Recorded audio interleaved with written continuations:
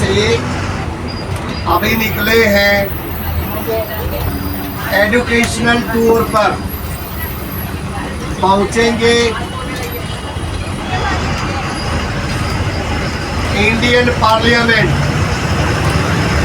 और समझेंगे how the executive works. आज समझेंगे कि जो टेम्परेरी एग्जीक्यूटिव होता है वो कैसे काम करता है और परमानेंट एग्जीक्यूटिव कैसे काम करता है। एक बहुत ही इम्पोर्टेंट चैप्टर जो कि हर नागरिक को समझना चाहिए।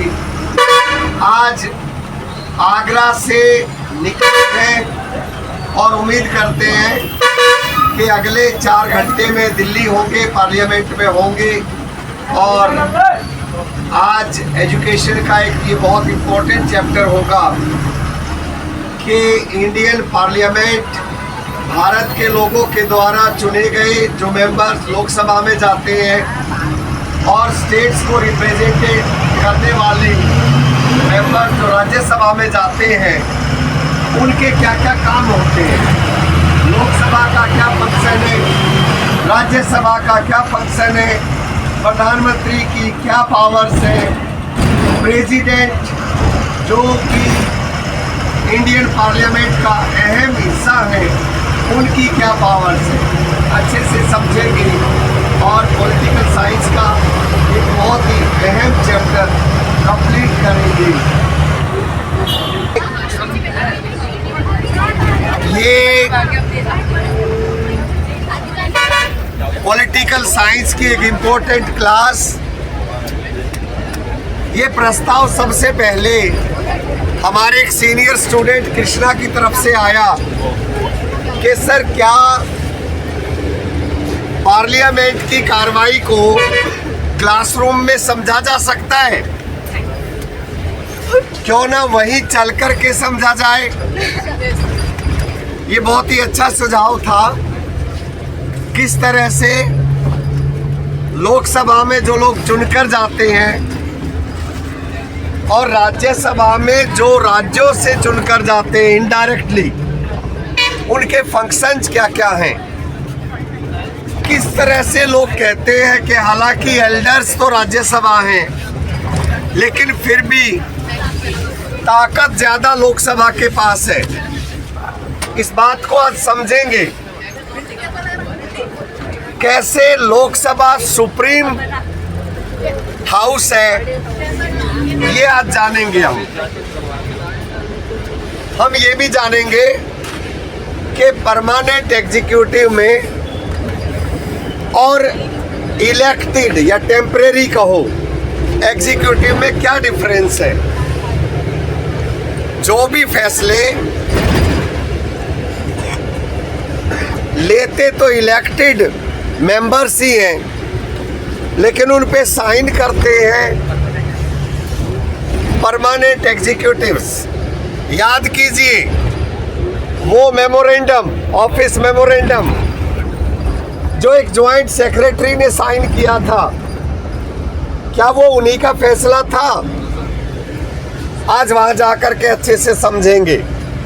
वो एक लंबे डिबेट का एक प्रोसेस था। तो दोस्तों,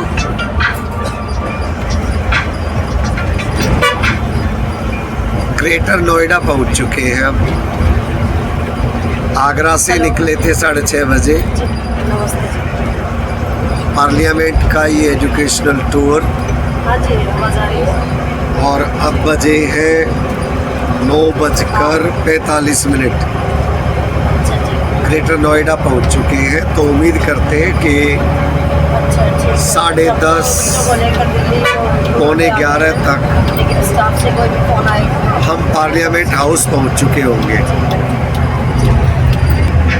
ग्रीनरी अब काफ़ी है, दिल्ली में ग्रीनरी बढ़ी है। खैर वैसे भी ग्रेटर नोएडा साइड पहले से ही ग्रीनरी का ध्यान रखा गया है, लेकिन अब पूरी दिल्ली में भी पहले की अपेक्षा जब से ये पोल्यूशन का मुद्दा बार बार उठाया गया है, बड़ा है और आप देख सकते हैं विजिबिलिटी भी अच्छी है, तो पोल्यूशन लेवल भी ठीक है। एक कारण ये भी हो सकता है कि 2-3 दिन पहले हल्की फुल्की कहीं कहीं बूंदाबांदी हुई है। लाइन से आती बनी है पत्थर के, देखो वाह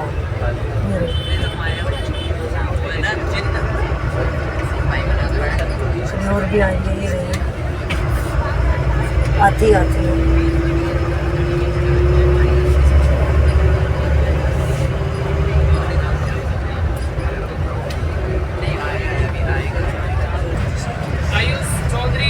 कला संग्रहालय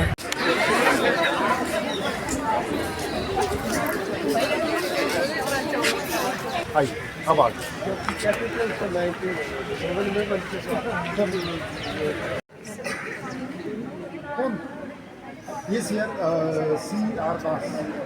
Ashish? C.R.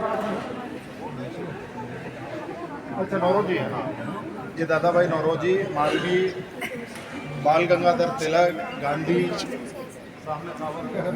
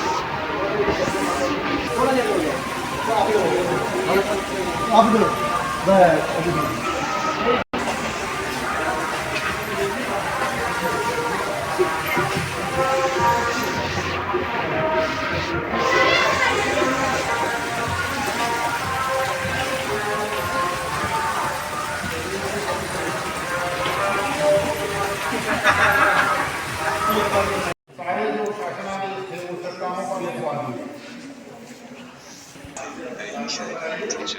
Give a detailed account of Lokatantric traditions practiced in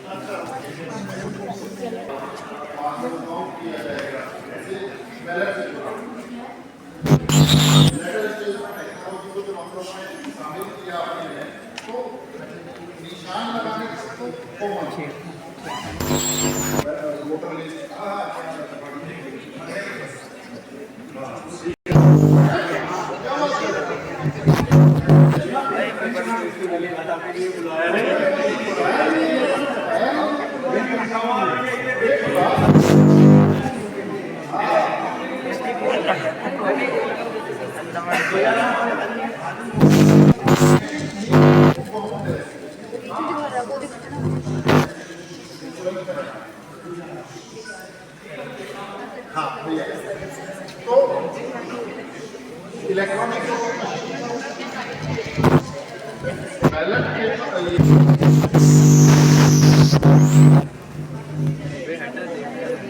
हाँ,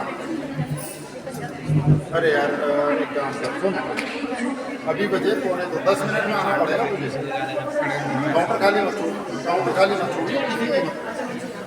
कल मैंने बताया था ना टीचर वाली किसी की। हाँ आज हाँ बच्चा, तो इसको आप देखना चाहोगे कैसे बैलेट पेपर काम करता है। हाँ ये भी है, देखो क्या है, ये बैलेट ईवीएम है। यहाँ एक बैलेट पेपर हुआ करता था, उंगली पर निशान लगाया जाएगा, बैलेट पेपर दिया जाएगा, यहाँ से थप्पा लगेगा और ये डब्बे में चला जाएगा। ये पुराना तरीका है। अभी क्या, यहाँ उंगली पर निशान लगाया और इसमें से आप अपनी पसंद का कैंडिडेट चुन के वोट करोगे। ये बीप करेगा, इसमें वोट रिकॉर्ड हो जाएगा और इससे हम काउंट कर देंगे। So right from Vedant to the EVM, this is the journey of our democracy. Doctor Rajendra sir 9 दिसंबर 40 से लेकर 26 नवंबर 1949 तक जब कंस्टिट्यूएंट असेंबली बैठी और डिस्कस करके बहुत सारी पढ़ाई करके जब कॉन्स्टिट्यूशन तैयार हो गया तो बात आई कि इस तैयार कॉन्स्टिट्यूशन को जनरेशन के लिए प्रिजर्व करना है तो कैसे करें। क्या इसे हम प्रिंट करवाएं, क्या हम इसे लिखवाएं या कोई और तरीका अपनाएं। तो ये डिसाइड किया गया कि इसको हस्तलिखित रखें, कैलीग्राफ, ठीक है। तो जब उसको प्लान किया गया, डिज़ाइन किया गया, हिंदी और अंग्रेजी 2 भाषाओं में इसको कैलीग्राफ करने की बात आई तो प्रोमिनेंट अच्छी लेखनी वाले सर बोलते हैं ना क्लास में गुड हैंड राइटिंग, तो एक मिस्टर वैद्य थे, उन्होंने हिंदी में लिखा और प्रेम बिहारी नारायण रायजादा साहब ने अंग्रेजी में लिखा। तो जब बारी लिखने की है, प्रेम बिहारी रायजादा साहब ने कहा कि पैसा तो नहीं चाहिए साहब। बोले फिर ये समाज सेवा क्यों? बोला पैसा नहीं चाहिए लेकिन मैं संविधान की किताब के हर पेज में अपना और अपने ग्रैंडफादर का नाम छोड़ूंगा। और ये जो आप प्रेम देख रहे हो ना, ये वही मेहनताना है। देखिए मैं ये देखा in the corner of the page, her maximum pages पे आपको उनका नाम लिखा दिखाई देगा, ठीक है। उसके बाद संविधान की किताब को जब हम गौर से देखें, मूल किताब की मैं बात कर रहा हूँ, ठीक है ना, तो आपको ऐसी इमेजेस मिलेंगी। नंदलाल बोस स्कॉलर थे, कहाँ के? शांति निकेतन। ये 22 हैं टोटल। कितने हैं? 22। ये इंडस वैली सिविलाइजेशन से शुरू करके और आगे तक जाते हैं। जब इस गैलरी को बनाने की बारी आई तो 22 में से ये 16 चित्र हमने यहाँ लगाए, क्योंकि जगह कम थी तो बाकी को जगह नहीं मिली, ठीक है। आइए ओके, देखिए ये जो बीच में घूम रहे भाई साहब क्या है ये?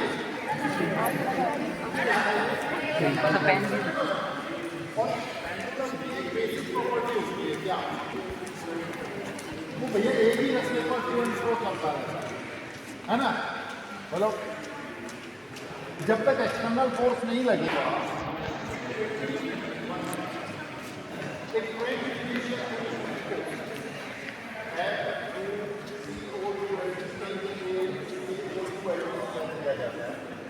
ऊपर साहब रूढ़ीवादियों के अगेंस्ट खड़े होने वाले लोग, तो ये वो दौर था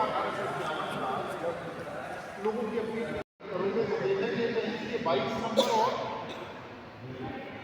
45, 46, 47 नंबर के आसपास कहीं चल रहा है, देख पा रहे हैं आप लोग, है ना। और पेंडुलम को तो सीधा ही घूमना है, लेकिन 2 घंटे बाद जब आप इसे देखेंगे ये नंबर बदल चुके हैं। क्या देखा? 6 और अपने मेटालिक प्लेट्स के ऊपर कुछ एनग्रेविंग्स, कुछ प्लैनेट्स, कुछ स्टार्स दिख रहे हैं। ये नक्षत्र हैं और ये जो फॉर्मेशन है पर आप देख रहे हो बच्चों, ये 26 जनवरी 1950 के दिन दिल्ली का आसमान देखा था। यानी कि तो ये बेसिकली पॉटरी है। इसको जो बनाया तो देश भर के सारे स्टेट से मिट्टी इकट्ठी की, सब इसको बनाया।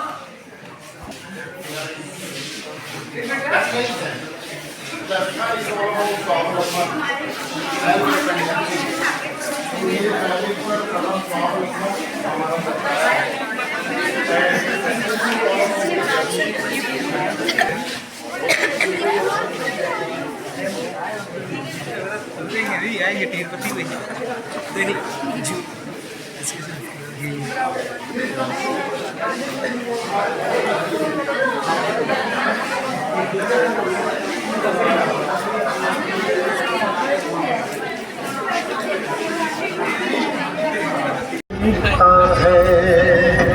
पार्लियामेंट से वापस आने के लिए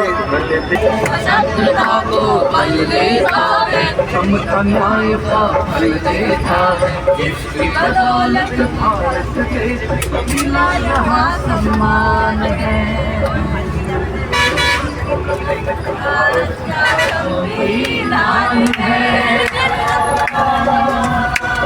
भारत का संविधान है।